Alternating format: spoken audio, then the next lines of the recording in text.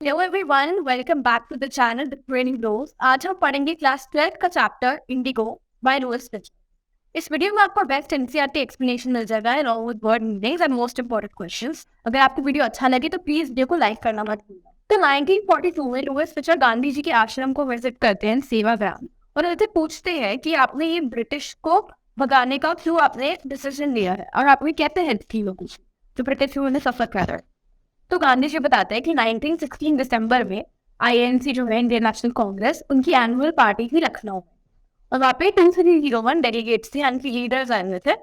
और वहीं पर एक पेजेंट उनके पास ऊपर आता है, उनको अप्रोच करता है गांधी जी को और कहता है, मेरा नाम राजकुमार शुक्ला है और मैं चंपारण से आया हूँ, एंड मैं चाहता हूँ कि आप मेरे डिस्ट्रिक्ट चंपारण में आओ और देखो उधर की हालत क्या हो रही है, वहाँ पे कैसे पेजेंट्स को टॉर्चर किया जा रहा है। तो राजकुमार शुक्ला जो था वो एक शेयर क्रॉपर था। शेयर क्रॉपिंग सिस्टम वो होता है जब जो फेडरल्स होते हैं किसी और के लैंड पे काम करते हैं और जो भी प्रोड्यूस होता है उसका कुछ पार्ट उन्हें लैंड ओनर को देना होता है एज रेंट। तो राजकुमार शुक्ला एक शेयर क्रॉपर था जो कि चंपारण में काम करता था।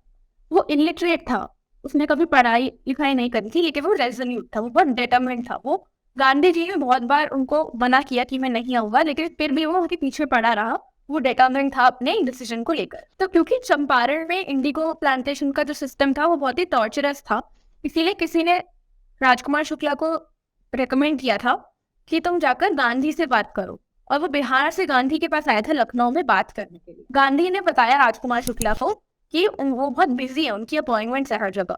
पहले वो कानपुर गए, फिर अहमदाबाद गए, लेकिन जो शुक्ला है वो उनके पीछे पीछे हर जगह गया।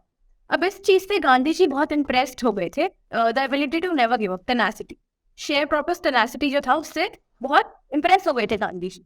और फिर उनको बताते हैं कि ठीक है, अगर इतना इंपॉर्टेंट है तो कैलकाटा में जा रहा हूँ, और वो जगह बता देते हैं मिलने का, और बता देते हैं कि यहाँ पर आके तो मुझे मिल लेगा। अब काफी महीने हो जाते हैं और शुक्ला वेट कर रहा होता है कि कब गांधी जी फ्री होंगे। फिर जब फाइनली गांधी जी फ्री होते हैं, शुक्ला, राजकुमार शुक्ला और गांधी जी मिलकर राजेंद्र प्रसाद के घर जाते हैं, जो कि एक लॉयर होते हैं, और बाद में ये प्रेसिडेंट बन जाते हैं कांग्रेस पार्टी के। तो जो राजकुमार शुक्ला है वो कई बार हेल्प के लिए जाते थे राजेंद्र प्रसाद के पास, क्योंकि वो एक लॉयर थे।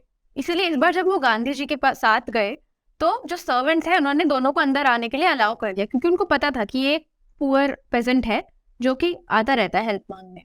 लेकिन अब जो सर्वेंट्स थे, इन्होंने गांधी जी को भी और शुक्ला को भी वाटर ड्रॉ नहीं करने दिया वेल से।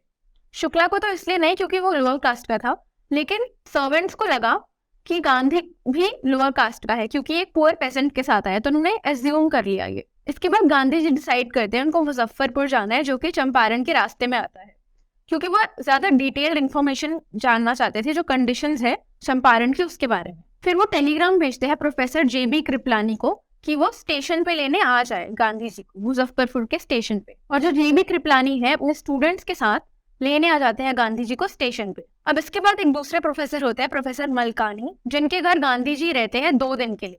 और प्रोफेसर मलकानी गवर्नमेंट स्कूल के एक टीचर होते हैं। गांधी जी को लगता है कि ये जो गवर्नमेंट स्कूल के टीचर हैं और इन्होंने गांधी जी को अपने घर रहने दिया, ये बहुत ही एक्स्ट्राऑर्डिनरी बात है।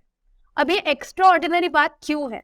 क्योंकि इस टाइम पर जब ब्रिटिशर्स का रूल चल रहा था, जो भी लोग एडवोकेट करते थे होम रूल को, यानी कि होम रूल को बढ़ावा देते थे, इंडिपेंडेंस को बढ़ावा देते थे, ब्रिटिशर्स को हटाना चाहते थे जो लोग, और कोई और अगर उनकी मदद करे, अभी जो लोग मदद कर रहे हैं इनको बहुत बुरी तरह ट्रीट किया जाता था, इसलिए कोई भी ऐसे लोगों की मदद नहीं करना चाहता था। लेकिन फिर भी डिस्पाइट दैट प्रोफेसर मलकानी ने हेल्प करी गांधी जी की और उनको घर पे रहने दिया अपने। गांधी जी के आने की न्यूज हर जगह फैल जाती है, मुजफ्फरपुर में और चंपारण में भी, और सारे जो परेशान शेयर प्रॉपर्स होते हैं चंपारण में वो आ जाते हैं गांधी जी को देखने की, हमारी हेल्प करने आए हैं। अब इससे पहले जो पेजेंट्स थे, जो परेशान पेजेंट्स थे, वो लॉयर्स के पास जाते थे कोर्ट में रिप्रेजेंट करने को अपने आप को। तो जो मुजफ्फरपुर के लॉयर्स हैं, गांधी जी उनसे बात करते हैं और मुजफ्फरपुर के लॉयर्स बताते हैं गांधी जी को कि इनके ये और ये केसेस हैं और इन केसेस के लिए हम इनसे इतनी इतनी फीस लेते हैं। तो ये सुनकर गांधी जी को बहुत गुस्सा आता है और वो लॉयर्स को डांटते हैं कि तुम इन पेजेंट से फीस क्यों ले रहे हो भाई, वैसे इनकी इतनी हालत खराब है, इतने पुअर है, और इनसे तुम फीस ले रहे हो। और वो ये भी कहते हैं कि लॉ कोर्ट्स में जाने का तो कोई फायदा ही नहीं है, क्योंकि लॉ कोर्ट्स में जाके कुछ होता ही नहीं, कोई कंक्लूजन ही नहीं निकलता है, तो ये बहुत यूजलेस है लॉ कोर्ट। तो जो पेजेंट्स है उनको किसकी जरूरत है? फ्री फ्रॉम फियर होने की, उनको फियर हटाने की जरूरत है। कौन सा फियर?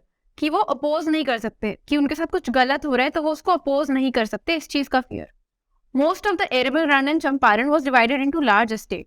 जो भी अच्छा लैंड था वो लार्ज एस्टेट्स में डिवाइडेड था। इंग्लिशमैन जो थे उनको ओन करते थे।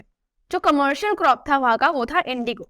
और यहाँ पर एक लॉन्ग टर्म कॉन्ट्रैक्ट साइन होता था शेयर क्रॉपर्स और ओनर्स के बीच में, जो कि ये होता था कि जो भी लैंड होल्डिंग्स है उसका 15% जो है उसमें इंडिगो प्लांट करना है, और ये जो पूरा 15% इंडिगो है इसको दे देना है to the owner as rent. तो अब जर्मनी में सिंथेटिक इंडिगो आ गया था और लैंडलॉर्ड को ये बात पता चल गई थी। तो उन्होंने क्या किया, शेयर क्रॉपर्स को बोला तुम्हें हमें इंडिगो देने की जगह 15% इंडिगो देने की जगह हमें कंपनसेशन पे करोगे। और कई लोग तो इस बात को विलिंगली मान गए, लेकिन कई लोग नहीं माने और उनको धोखे से ये बात मानवाया गया, ये कॉन्ट्रैक्ट साइन करवाया गया। जब पेजेंट्स को पता चली सिंथेटिक इंडिगो वाली बात, तो जिन्होंने इलिटरेट जो पेजेंट्स थे, जब उनको पता चली कि हमसे ऐसे फोर्सफुली साइन करवाया गया है, पैसे लिए गए हैं, तो उनको अपने पैसे वापस चाहिए थे।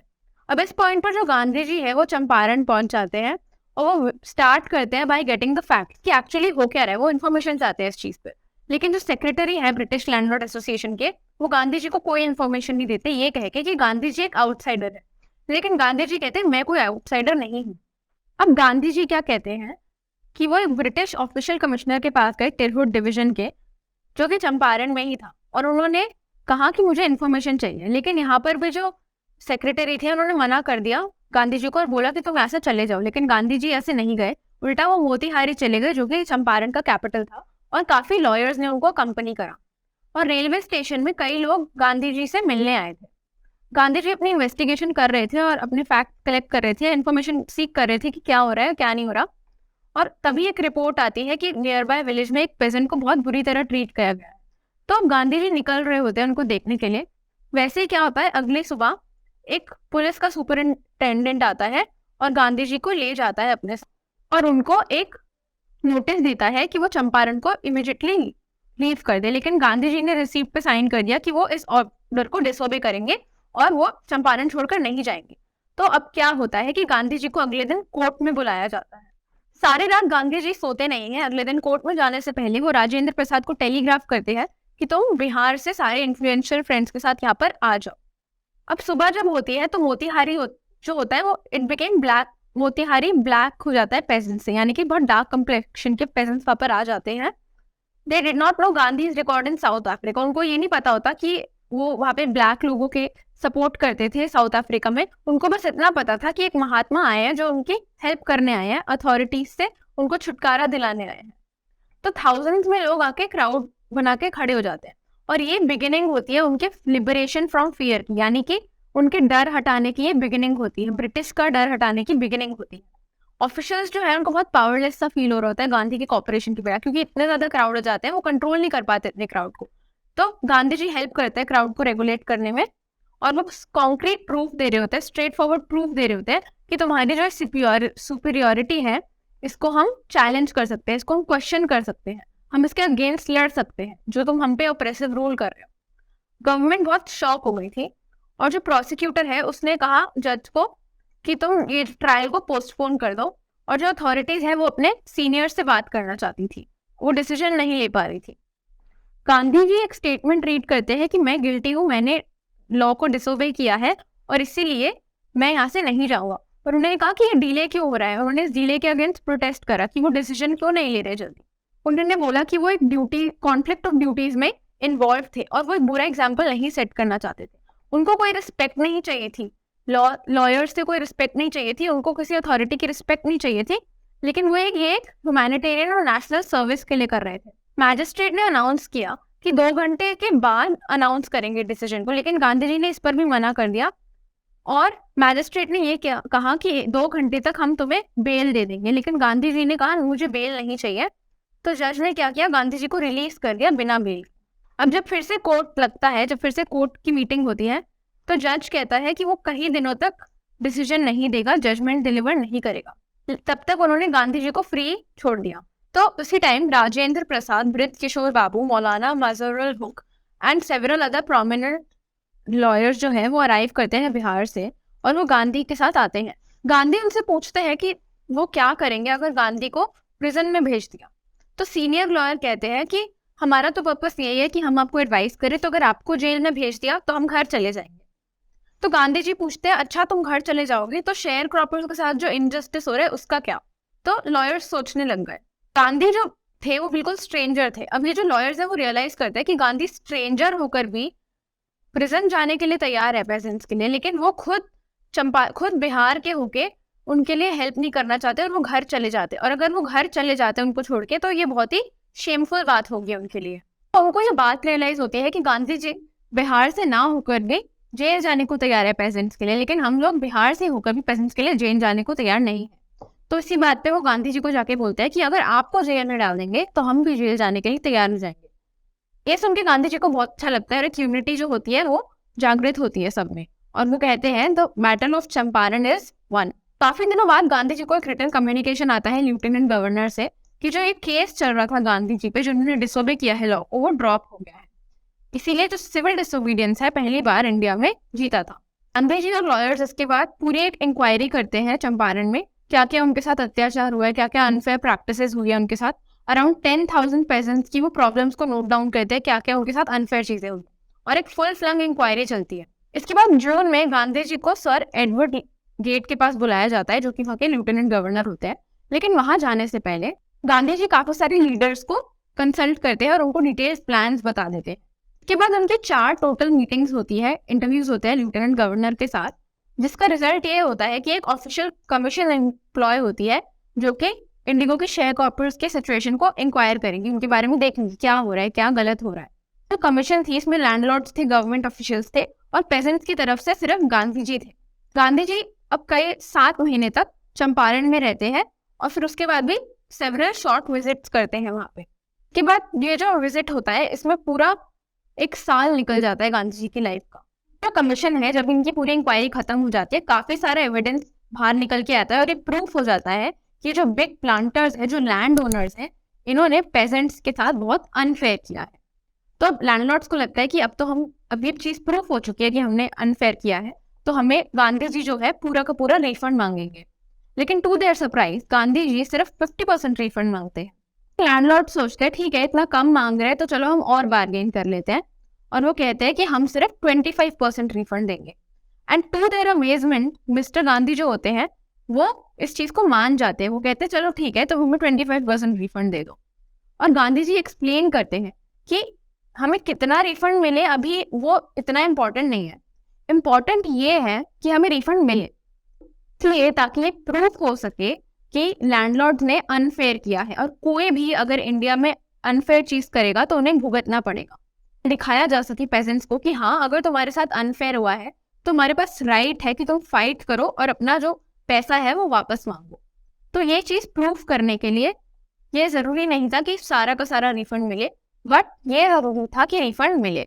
ये भी प्रूफ हो सके कि जो ये लैंडलॉर्ड्स है they are not lords above the law. साथ ही साथ जो पेजेंट है उसको हिम्मत आ जाए अपने आप के लिए लड़ने के लिए, उसको करेज आ जाए। गांधी जी थे वो ऐसे पॉलिटिकल मैटर्स तो सुलझाते रहते थे, ऐसे इकोनॉमिकल मैटर्स भी सुलझाते रहते थे, और इसी की वजह से इंडिगो शेयर क्रॉपिंग जो था वो भी डिसअपियर हो गया था। लेकिन साथ ही साथ वो चंपारण का कल्चरल और सोशल बैकवर्डनेस से भी बहुत परेशान थे। उन्होंने देखा कि बहुत सोशली और कल्चरली बैकवर्ड है चंपारण, तो वो इस चीज पर भी काम करना चाहते थे। उन्होंने अपने 2 डिसाइपल्स को बुलाया, महादेव देसाई और नरहरि फारिक को, और उन्होंने वॉलंटियर करवाया वहां पे। काफी सारे वॉलंटियर्स आए गांधी जी की हेल्प करने चंपारण की सोशल और कल्चरल पोजीशन को बेटर करने के लिए। देवदास जो कि गांधी जी का सबसे छोटा बेटा था वो भी आए, और साथ में उनकी वाइफ भी आई, मिसेस कस्तूरबा गांधी के साथ। यहाँ पे प्राइमरी स्कूल्स खोले गए थे और कस्तूरबाई ने साथ में आश्रम रूल्स के बारे में बताया और कम्युनिटी सैनिटेशन के बारे में भी सबको सिखाया। कारण में जो हेल्थ कंडीशंस थी वो भी बहुत मिजरेबल थी, इसीलिए गांधी जी ने एक डॉक्टर को बुलाया जो 6 महीने तक वहाँ पे वॉलंटियर कर रहे थे। ये कुछ चीजें हैं, कैस्टर ऑयल, फिनाइन, सल्फर ऑइंटमेंट, जो अलग अलग बीमारियों के लिए अलग अलग तरीकों से यूज होती थी। इसके बाद गांधी जी ने देखा कि जो वुमेन है यहाँ की, उनके जो कपड़े का स्टेट है बहुत ही खराब है, तो वो अपनी वाइफ को बोलते हैं कि तुम जाकर इनसे बात करो, और वो समझाती है, वहाँ की लेडीज कस्तूरबाई को समझाती है कि हमारे पास जगह नहीं है कपड़े रखने के लिए, हमारे पास सिर्फ एक ही कपड़े हैं। साथ साथ चंपारण में तो काम करते ही थे गांधी जी, लेकिन वो अपने आश्रम में भी मेल भेजते थे, वहाँ के फाइनेंशियल रिकॉर्ड्स चेक करते थे, वहाँ पे क्या हो रहा है, कैसे क्या करना है, वहाँ पे भी इंस्ट्रक्शंस भेजते रहते थे। चंपारण एपिसोड था ये गांधी जी की लाइफ में एक टर्निंग पॉइंट था। क्यों? क्योंकि गांधी जी कहते हैं मैंने बहुत ऑर्डिनरी सी चीज़ प्रूव कर दी इस एपिसोड के थ्रू कि मैंने ब्रिटिशर्स को बस इतना सी चीज़ रियलाइज़ कराई कि वो किसी और की कंट्री पर आके ऊपर रूल नहीं कर सकते। मैंने ब्रिटिशर्स को ये समझाया कि तुम मेरी कंट्री में आके मुझ पे हुक्म नहीं चला सकते। लेकिन इनिशियली ये पर्पस नहीं था इस एक्ट का। इनिशियली तो बस वो ये जो पेजेंट्स है, लार्ज नंबर ऑफ पेजेंट्स, उनका डिस्ट्रेस हटाना चाहते थे। लेकिन गांधी जी इतने सिंपल थे और हर इंसान से रिलेट करते थे, बहुत लॉयल थे ह्यूमन बींग से, इसलिए सब उन्हें बहुत पसंद करते थे। और अल्टीमेटली क्या हुआ कि गांधी जी ने एक एक करके सबको रियलाइज करा दिया, पेजेंट्स को स्पेशली रियलाइज करा दिया कि तुम खुद अपने पैरों पे खड़े हो सकते हो और इंडिया को फ्री बना सकते हो, तुम्हें किसी से डरने की जरूरत नहीं है। अगर ब्रिटिशर्स हम पे राज कर रहे हैं तो ये उनकी गलती है और तुम्हें डरना नहीं चाहिए ऑपरेशन के अगेंस्ट खड़े होने से। जब ये चंपारण का केस चल रहा था तो एक इंग्लिशमैन था, चार्ल्स फियर एंड्रूज, जो कि ब्रिटिशर ही था और वो महात्मा गांधी का एक बहुत बड़ा फॉलोअर था। वो बहुत सपोर्ट करता था महात्मा गांधी को।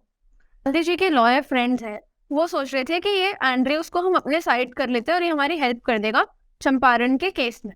लेकिन गांधी जी ने बिल्कुल मना कर दिया। उन्होंने कहा कि हम किसी इंग्लिशमैन को हमारे साइड पर नहीं रखेंगे, ये हमारी वीकनेस दिखाता है। हमें सिर्फ अपने ऊपर रिलाई करना चाहिए, हमें सेल्फ रिलायंट होना चाहिए और किसी इंग्लिशमैन की हेल्प नहीं लेनी चाहिए, क्योंकि वही हमारे जो है एनिमी है। इंद्र प्रसाद कहते हैं कि ये हमें लेसन सिखाया उन्होंने सेल्फ रिलायंस पे। तो ये जो सेल्फ रिलायंस है, Indian independence and help to sharecroppers were all bound together. Self reliance सिखाई ये जो शेयर क्रॉपर्स का एपिसोड हुआ, शेयर क्रॉपर्स को सिखाया कि तुम्हें डरने की जरूरत नहीं है अगर तुम्हें किसी गलत चीज के अगेंस्ट आवाज उठानी है। और इसकी वजह से अल्टीमेटली जो इंडियन इंडिपेंडेंस हुआ, ये सारे इंटरलिंक्ड थे। अब हमारा ये चैप्टर भी खत्म होता है। अगर आपको वीडियो अच्छा लगा हो तो प्लीज़ वीडियो को लाइक करना मत भूलना, अपने फ्रेंड्स के साथ शेयर करना, सबकी हेल्प होगी। और प्लीज़ चैनल को सब्सक्राइब करना मत भूलना। Thank you so much for watching.